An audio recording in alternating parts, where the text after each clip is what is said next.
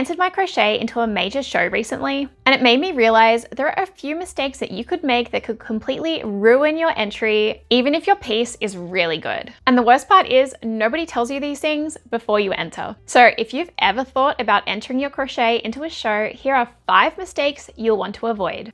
So the first mistake is choosing the wrong category.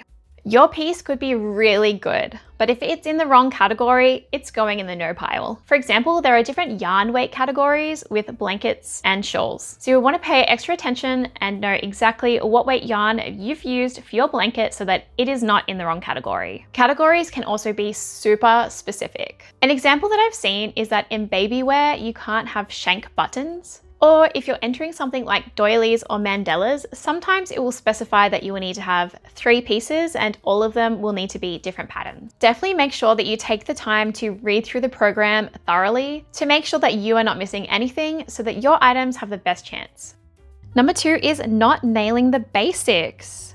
Judges will definitely take notice of loose ends, tension issues, and construction first. When you're creating a showpiece, you want to make sure that you have a very clean finish. For example, this is a dress that I won a ribbon for. If I turn it inside out, you can't see where I have weaved in any of my ends. So I'll just turn it inside out now. And as you can see, there is nothing hanging out. Like, this is definitely how pedantic the judges get. As you can see, it has a very clear line here of where I've joined and started new rounds, but you can't actually tell where I have cut off the yarn and secured my item, or even really where I have weaved in my ends, except for like maybe just here. And that's on the inside of my item. But when I flip it around, you can't see at all where it is. I have a very secure button that I've sewn on. I also had to sew the straps on, but as you can see, I really finished this off well. So you can't really tell where I have actually hidden my yarn or where it's gone. Here's another example of an item that I did that didn't win anything. I wove in my tail behind these stitches, but by doing that, it caused the front to sort of have this more open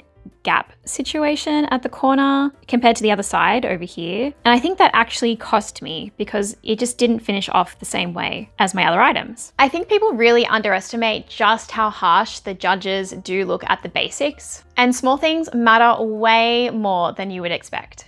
Number 3 is skipping proper finishing.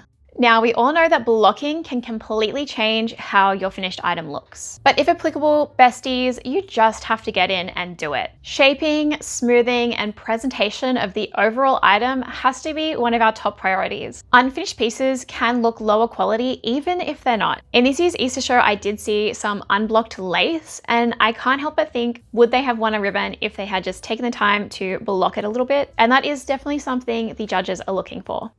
Number 4 is not making it fit for purpose. When it comes down to winning that ribbon, garment weight matters. You definitely don't want an item that is too heavy and not practical to use, or even something that is too light could be an issue as well. Drape and wearability does factor into the judging. We definitely want to make sure that our drape is on point, and that can definitely be fixed just by blocking the items. Another thing you need to ask yourself is, does the item function the way that it is intended to function? It really is the simple things like if you are submitting a bag, make sure that it has a closure. If you're entering something like a cardigan, does it have buttons? Are the buttons functional? Number 5 is going for the wow instead of the well-made.